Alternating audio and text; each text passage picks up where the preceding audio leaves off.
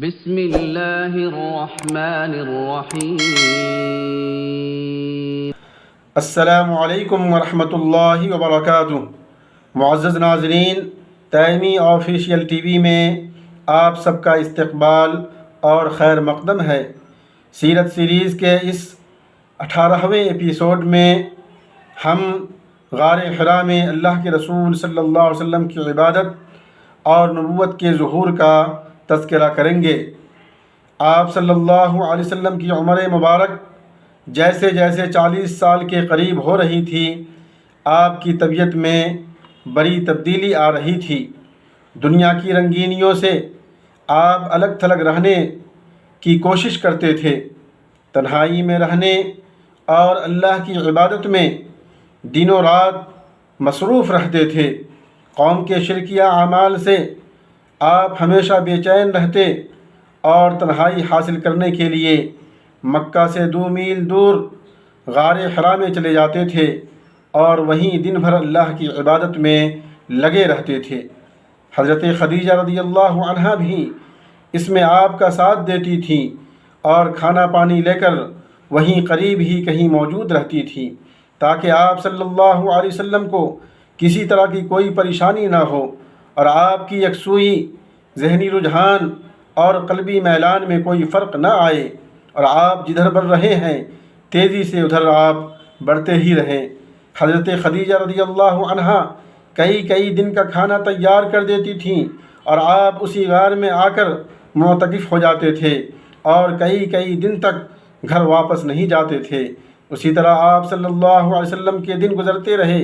آخر کار یہ خلوت اور تنہائی رنگ لائی۔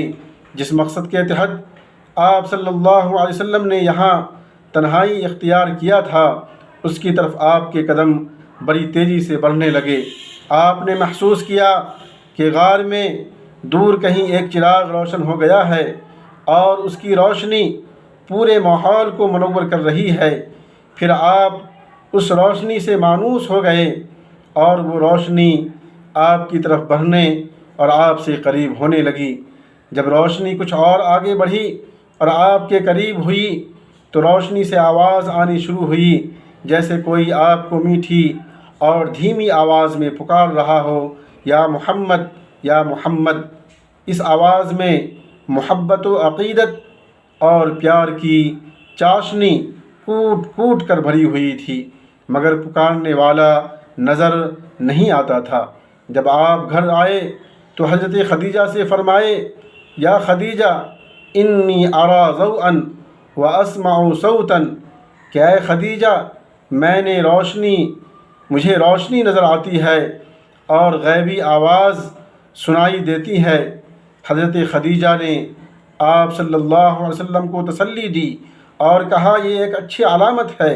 آپ کے اندر جو اچھائیاں ہیں اور جس طرح آپ غریبوں، مسکینوں اور یتیموں کی مدد کرتے ہیں، اپنے سینوں میں انسانیت کا درد رکھتے ہیں، اس کا بہتر نتیجہ نکلے گا۔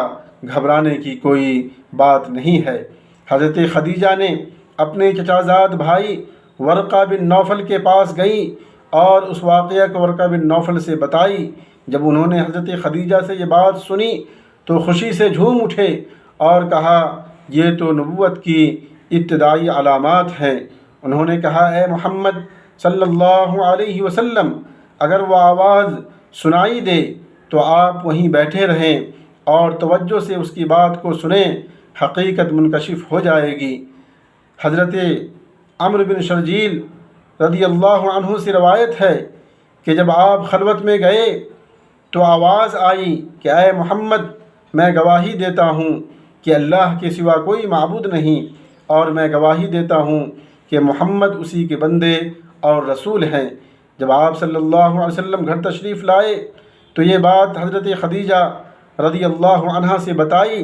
حضرت خدیجہ رضی اللہ عنہا بہت خوش ہوئیں اور فوراً ورقہ بن نوفل کے پاس پہنچ گئی اور انہیں ساری بات بتا دی۔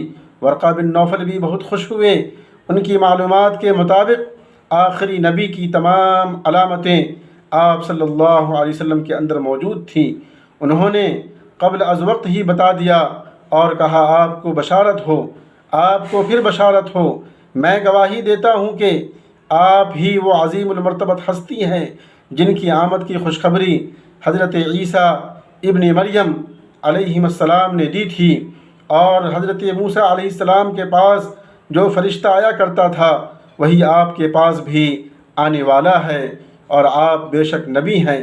نبی بنائے جانے سے پہلے آپ صلی اللہ علیہ وسلم سچے خواب دیکھنے لگے۔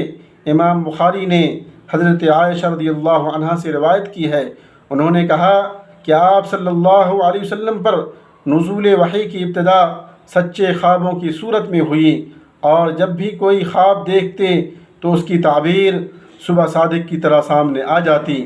اسی طرح جب ظہور نبوت کا وقت بہت قریب آ گیا تو اس میں ایک چیز کا اور اضافہ ہو گیا، اور وہ یہ کہ راستہ چلتے ہوئے درخت اور پتھر بھی آپ کو سلام کیا کرتے تھے۔ معزز ناظرین، تیمی آفیشیل ٹی وی کو لائک اور سبسکرائب کریں۔ بہت بہت شکریہ۔